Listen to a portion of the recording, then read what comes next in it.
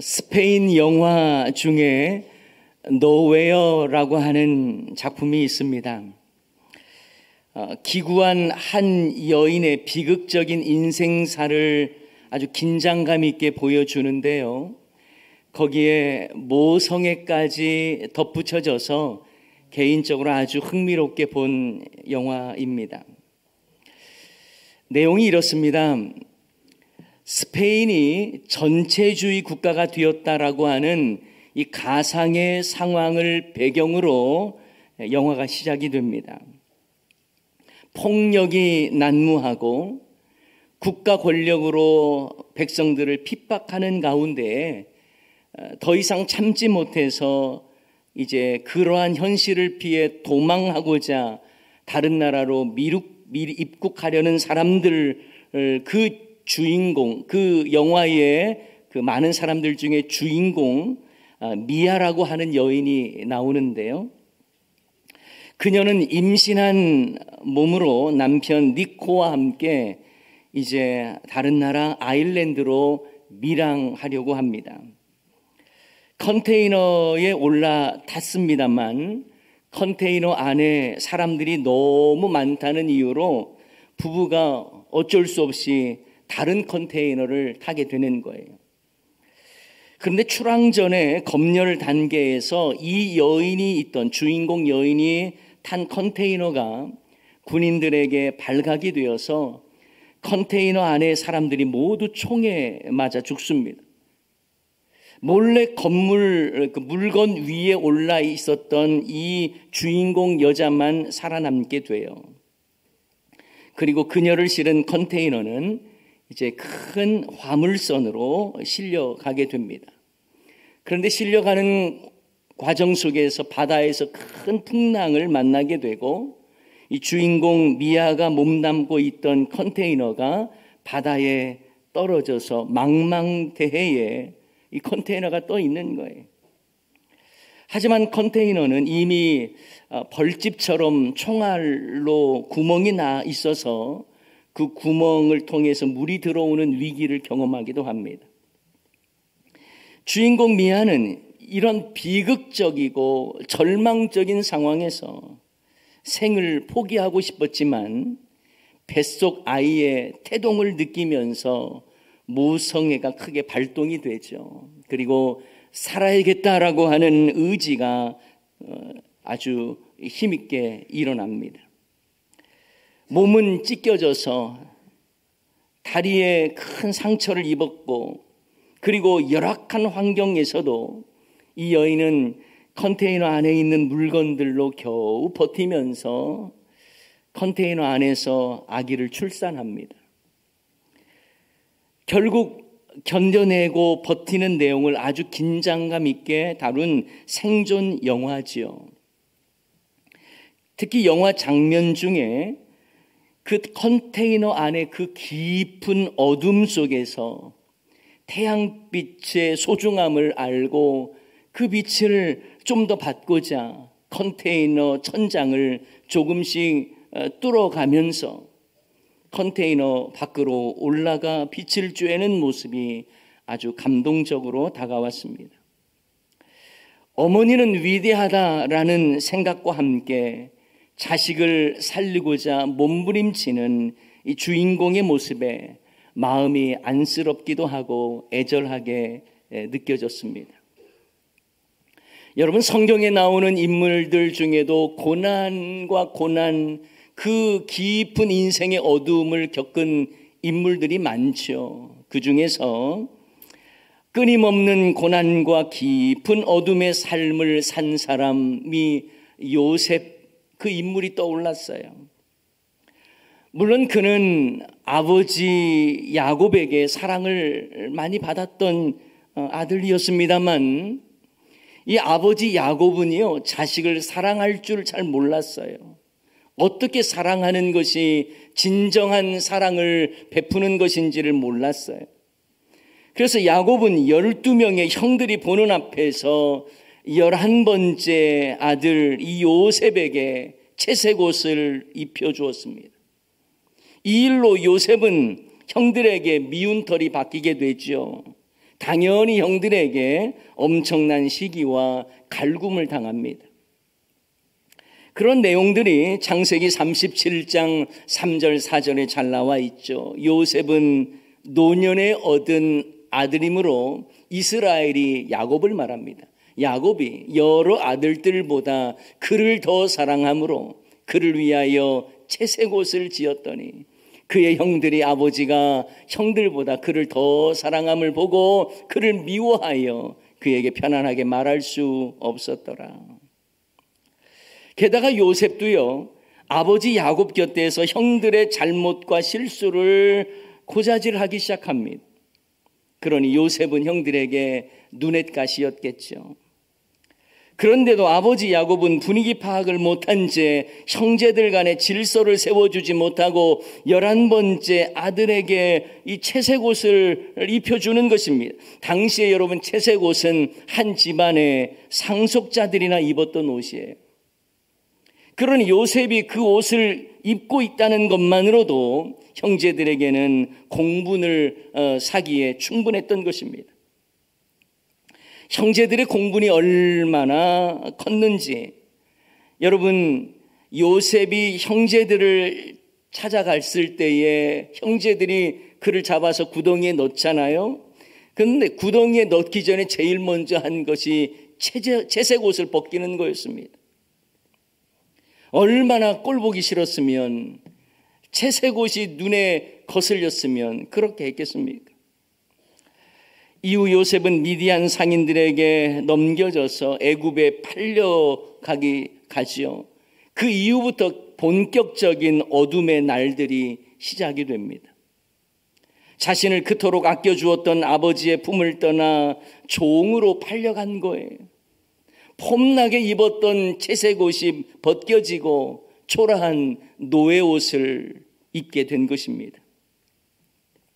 하지만 애굽 사람 보디발 집에서 일하면서 주인에게 인정을 받아요. 아마 성실했던 것 같습니다.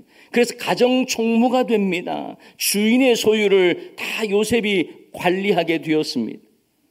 이제 좀 인생의 어둠이 풀리나 싶었는데 웬걸요. 주인 보디발의 아내의 유혹을 받아서 그것을 거부하고 뿌리쳤는데 오히려 누명을 받아서 왕의 죄수를 가두는 감옥에 갇히지 않습니까? 노예 옷도 부족해서 이제는 죄수의 옷을 입게 된 것입니다.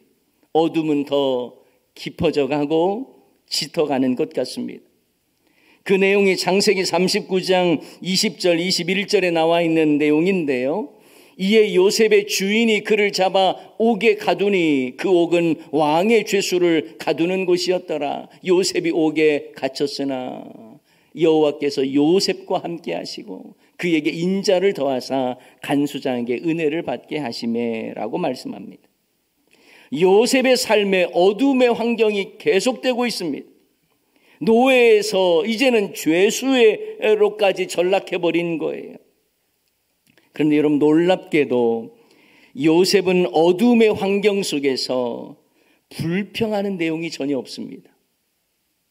어둠의 삶에 있지만 어둠에 갇히지 않더라는 거예요. 어둠의 삶을 제공한 이 악한 자들을 향해서 원망의 모습도 보이지 않습니다. 자신을 팔아넘긴 형제들도, 자신을 무고하게 감옥에 넘긴 보디발과 그 아내를 향해서도 증오하거나 원망하는 내용이 그 어디에도 보이지 않습니다.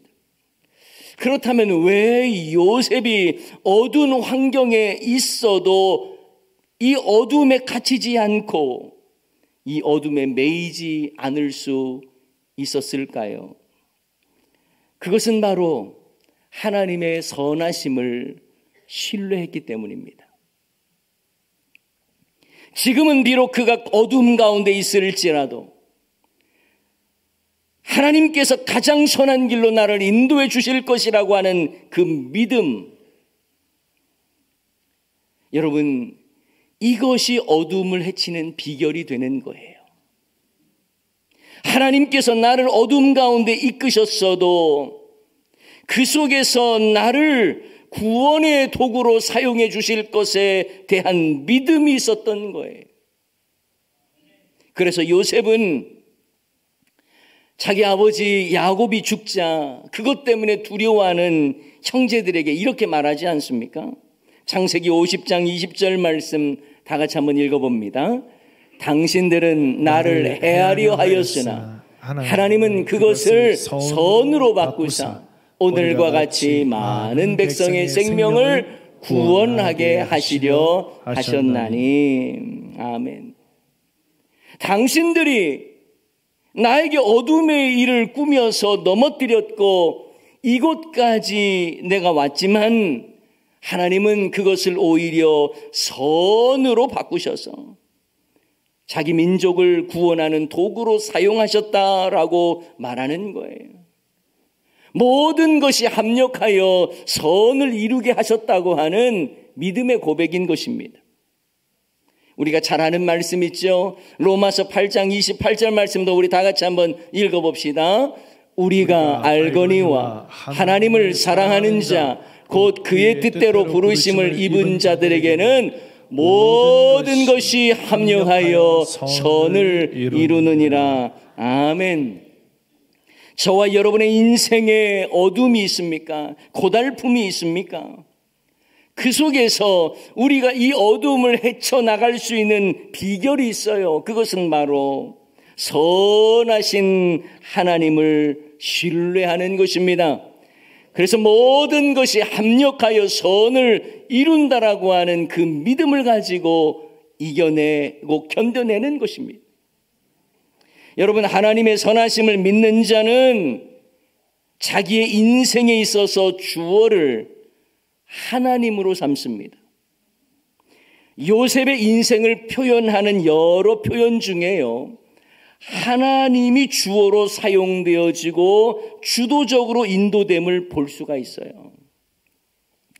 오늘 본문 창세기 39장의 시작에도 요셉이 이끌려 애굽에 내려가매라고 말씀하죠.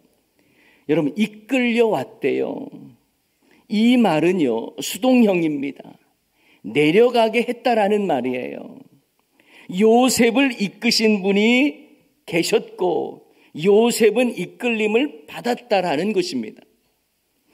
NIV 성경이나 NASB 성경, 영어 성경에도 보면 이끌려라고 하는 이 단어를 had been taken down이라고 표현을 했습니다. 아래로 이끌려졌다라는 거예요. 그렇다면 누가 요셉을 이끌었다는 말입니까? 언뜻 보면 미디안 상인이 요셉을 이끌어 왔다라고 생각할지도 모르겠습니다만 오늘 본문에서 강조하고자 싶은 것은 하나님께서 요셉을 이끌어 가신 거예요. 하나님의 섭리로 하나님께서 인도해 가셨다라는 것입니다. 사랑하는 여러분, 인생의 어둠에 갇히지 않고 인생의 어둠을 헤쳐나갈 수 있으려면 하나님의 선하심을, 그리고 하나님의 그 선하신 인도하심을 신뢰해야 하는 것입니다. 그러면서 하나님이 내 삶의 주어가 되어서 나를 이끌어 가신다라고 하는 사실을 믿어야 할 줄 믿습니다. 오늘 본문 이 시편 말씀도 보면요, 이 요셉에 대한 내용인데 그 말씀에도 주어가 바로 하나님이에요. 시편 105편 17절 말씀에 보면 그가 이렇게 되어 있죠. 하나님을 말하는 것입니다. 하나님께서 한 사람을 앞서 보내셨대요. 그게 바로 누구예요? 요셉이에요. 요셉이 종으로 팔렸도다.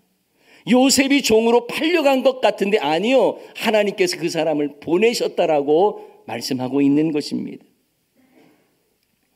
그래서 하나님께서 이 한 사람, 바로 요셉을 앞서 보내셨다, 이렇게 말씀하는 것입니다.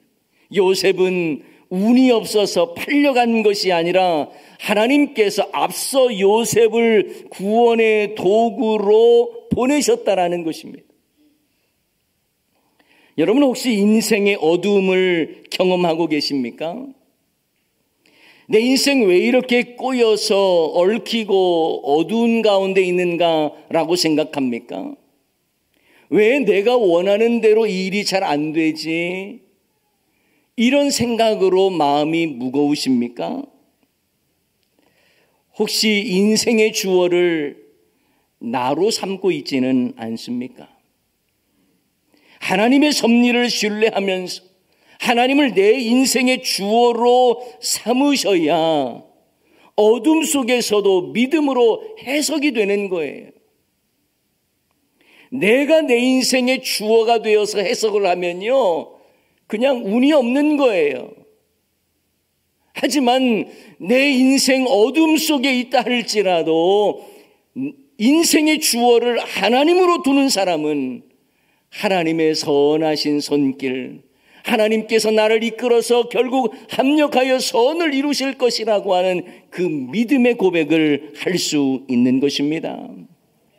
그래서 지금은 어둠 가운데 있어도 하나님께서 더 좋은 길로 인도해 주실 것을 바라보는 그 믿음이 우리에게는 필요한 것입니다. 또한 어둠을 해치기 위해서는 환경에 매이지 않고 하나님의 때를 기다려야 하는 거예요. 여러분, 시편 105편 18절부터 19절 상반전까지 보면 이런 말씀의 내용이 있습니다. 그의 발은, 지금 요셉이 감옥에 갇혀 있는 모습입니다. 그의 발은 착고를 차고 그의 몸은 쇠사슬에 매였으니 곧 언제까지예요? 여호와의 말씀이 응할 때까지니라.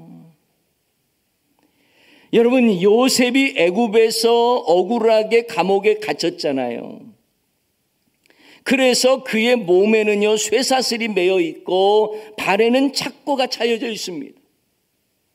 그러나 여호와의 말씀이 응할 때까지 그렇다는 거예요. 다시 말하면 하나님께서 이 일들을 해결하시고 주신 말씀이 이루어질 그때까지 그가 그 고통 가운데 있었다라는 것입니다. 여러분, 여러분의 환경에 어둠이 있습니까? 환경에 매이지 않고 하나님의 때를 기다리며 말씀이 응할 때까지 기다리는 것이 중요한 것입니다. 불평하면서 원망하면서 시간을 보내는 것이 아니라 하나님의 때를 기다리는 거예요. 여러분, 요셉은 여호와의 말씀이 응할 때까지 기다렸다는 것입니다. 하나님의 약속을 신뢰했기 때문에 기다린 거예요. 이런 점에서 요셉은 감옥에 갇혀 있지만 그의 신앙은 갇히지 않았습니다. 그런데 그가 하나님의 때를 기다릴 수 있었던 이유는 무엇입니까? 그것은 바로 하나님이 나와 항상 함께 하신다고 하는 임마누엘 신앙이었습니다. 여러분, 그 믿음과 신앙이 없었다면 하나님의 때를 기다리기 어려운 거예요.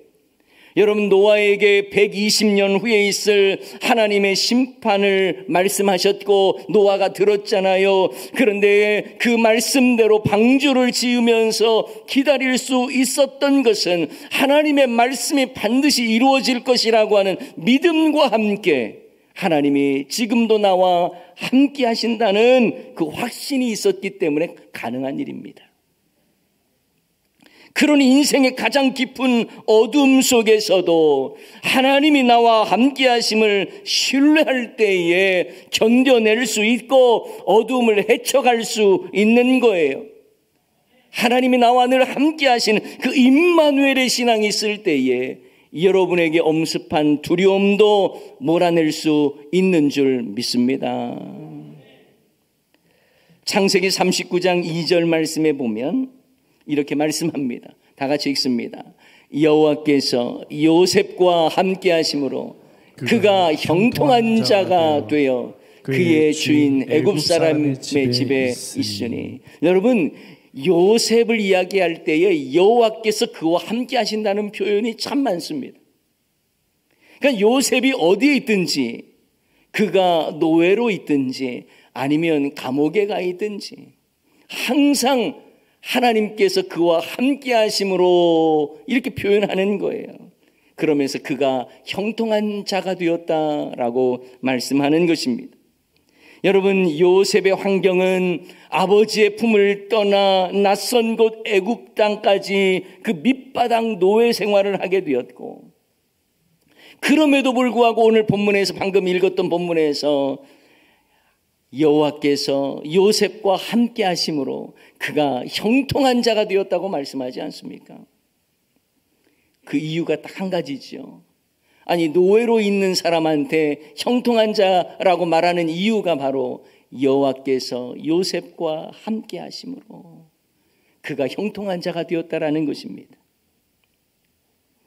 감옥에서조차도 그가 낙심하지 않았고 어두움에 갇히지 않았던 이유가 무엇입니까? 여호와 하나님께서 함께 하셨기 때문에 그런 거예요. 창세기 39장 21절 한번 더 보면 여호와께서 요셉과 함께 하시고, 이 감옥에 있을 때입니다. 그에게 인자를 더하사 간수장에게 은혜를 받게 하시고, 여러분, 감옥에서도 여호와께서 요셉과 함께 하셨다. 이 표현을 사용하고 있는 거예요. 여러분, 인간적으로 보면 요셉의 인생은 꼬일 대로 꼬인 것 아닙니까? 점점 더 깊은 어둠과 수렁에 빠져 있는 것 아닙니까? 그러나 그 가운데에서도 어둠을 헤쳐갈 소망이 있는 것은 여호와께서 지금도 나와 함께 하신다라고 하는 임마누엘 신앙인 거예요. 그래서 그가 애굽에 팔려갔고 감옥에 갇혀 있어도 하나님이 나와 함께 하신다는 그 믿음이 있기 때문에 그가 형통한 자가 되었고 그 환경을 넉넉히 이겨낼 수 있었던 것입니다. 인생의 감옥, 환경의 감옥에 갇힐 때 여러분, 믿음까지 갇혀버리고 믿음까지 잃어버리는 사람들이 있습니다. 오히려 그 어둠 속에서 하나님을 더욱 찾고 구해야 하는데 하나님을 멀리하는 자가 있습니다. 하지만 어둠 속에 있어도 어둠에 갇히지 않으며 내가 어떤 상황에서도 넘어지지 아니하는 그 믿음을 갖기 위해서는 내가 어디에 있든지 하나님께서 나와 함께 하신다는 그 신앙이 어둠에 갇히지 않는 삶이 되게 할 줄 믿습니다. 이것이 바로 임마누엘 신앙이에요.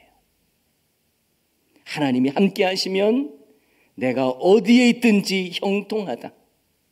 그 임마누엘의 신앙이 있는 자는 고난 중에도 기다리고 어둠 속에도 어둠에 갇히지 않고 소망을 갖는 거예요. 사랑하는 여러분, 어둠 속에 헤매일 때라도 우리가 그 어둠을 헤치며 나아갈 수 있는 비결이 바로 뭐라고요? 우리와 함께 하시는 하나님을 바라보며 하나님의 때를 기다리는 것입니다. 이 믿음이 우리가 어둠의 환경에 매이지 않고 어둠을 헤쳐 빛으로 나아가도록 우리를 만들어 가시는 거예요. 사랑하는 여러분, 우리 모두 다 늘 함께 하시는 하나님을 신뢰하며 어두움에 갇히지 않고 주님의 이루시는 일을 기대하며 바라보는 저와 여러분 다 되시기를 주님의 이름으로 축원합니다.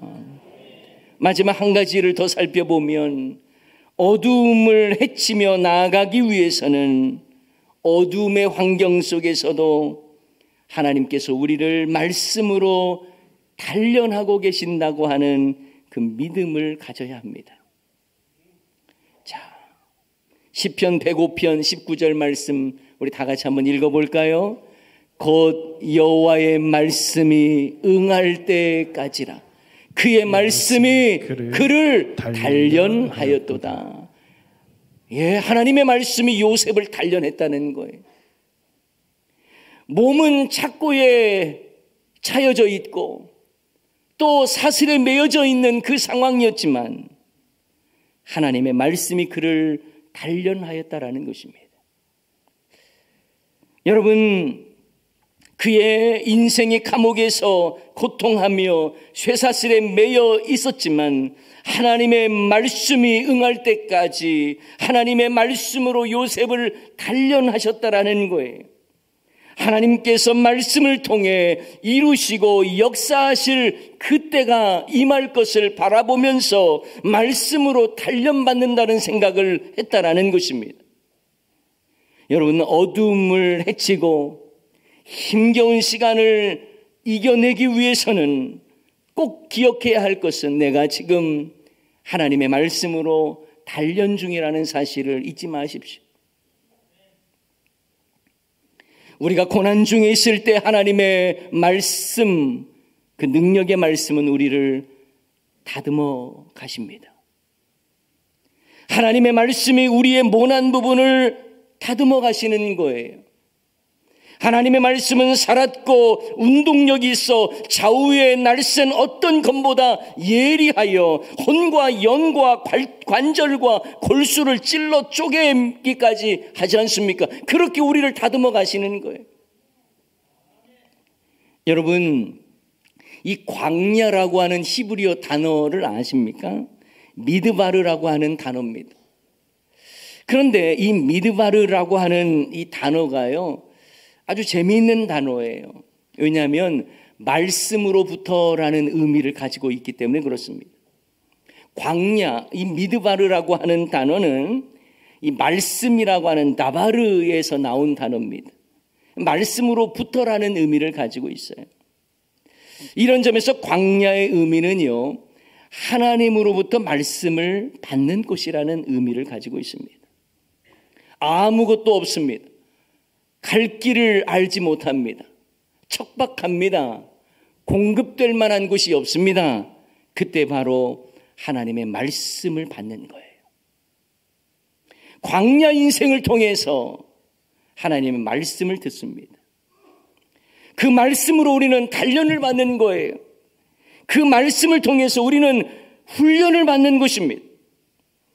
그래서 말씀으로 단련을 받을 때에 우리는 광야 같은 이 어두움을 넉넉히 이겨낼 수 있는 것입니다. 한 치 앞도 내다볼 수 없는 그 인생, 점점 더 깊은 어둠 속에 들어가는 것 같은 상황 속에서도 요셉은 하나님의 말씀이 나를 단련하고 계신다고 하는 그 사실을 신뢰한 거예요. 여러분, 어둠 속에 헤매고 있습니까? 그렇다면 지금 나는 말씀으로 훈련받고 있다라고 생각을 하셔야 하는 거예요. 길이 보이지 않습니까? 길 되시는 주님을 바라보면서 말씀으로 우리가 다듬어져가는 과정인 거예요. 사랑하는 여러분, 저는 어둠 속에 갇히지 않고 어둠을 헤치며 승리한 요셉의 인생을 보았습니다. 그런데 요셉의 인생만 우리는 보면 안 됩니다. 우리를 구원하시기 위해서 어둠을 헤치고 이 땅 가운데 오신 예수님을 생각하십시오. 어두운 세상에 빛으로 오신 예수님은 흑암의 권세가 가득하고 어둠이 가득한 소망 없어 보이는 세상에 우리를 구원하시고자 구원의 이름으로 이 땅에 오셨습니다. 그래서 요한복음에서는 예수님을 참빛이 세상에 오셨다라고 말씀합니다. 그리고 이 땅에 오신 예수님을 가리켜 임마누엘 이렇게 부릅니다. 어둠을 헤치고 우리를 구원하시기 위하여 우리 가운데 임하셨기 때문에 예수님은 하나님이 우리와 함께 계신다고 하는 증거로서 자신을 드리셨고, 그래서 예수님을 임마누엘이라고 부르는 것이죠. 마태복음 1장 23절 다 같이 읽습니다. 보라, 처녀가 잉태하여 아들을 낳을 것이요 그의 이름은 임마누엘이라 하리라 하셨으니, 이를 번역한 즉 하나님이 우리와 함께 계시다 함이라. 아멘. 사랑하는 여러분, 성탄의 의미는 어둠 속 절망 가운데에 어둠을 뚫고 빛으로 오신 예수님을 기념하며 감사와 영광을 올려드리는 날이에요. 죄로 인해 멸망당할 수밖에 없는 그 깊은 흑암의 어둠 속에 예수님께서 어둠을 빛으로 헤치시고 그리고 이 땅 가운데 오셔서 구원의 빛을 비춰주신 것입니다. 그리고 우리도 성탄의 의미를 깨달아서 어둠에 갇히지 말고 어둠을 뚫고 세상을 향하여 나아가고 어둠에 갇히지 않고 빛으로 나아가는 삶을 살라고 말씀하시는 거예요. 오늘 우리가 말씀을 통해 보았던 것처럼 요셉처럼 어둠에 갇히지 말아야 하는 것입니다. 어둠을 헤치며 나아가야 하는 것입니다. 어둠의 환경에 매이지 않고 임마누엘 신앙으로 뚫고 일어나야 하는 것입니다. 예수님께서 어두운 세상을 빛으로 오셨고 그리고 빛으로 우리를 구원하셨고 승리하셨음을 믿고 우리도 어둠에 갇히지 말고 세상을 향하여 빛의 자녀로 살아가야 하는 것입니다. 어둠에 갇히는 삶 되어서는 안 됩니다. 연말을 보내면서 우리 안에 정말 무겁게 다가온 어둠이라는 것이 무엇이 있습니까? 여러분을 좌절하게 만들고 절망케 하는 어둠이 무엇이 있습니까? 우리는 어둠에 갇힌 자가 아니라 우리는 어둠을 헤치며 나아가야 할 자인 줄을 믿습니다. 그 믿음으로 승리하는 저와 여러분 다 되시기를 주님의 이름으로 간절히 축원합니다.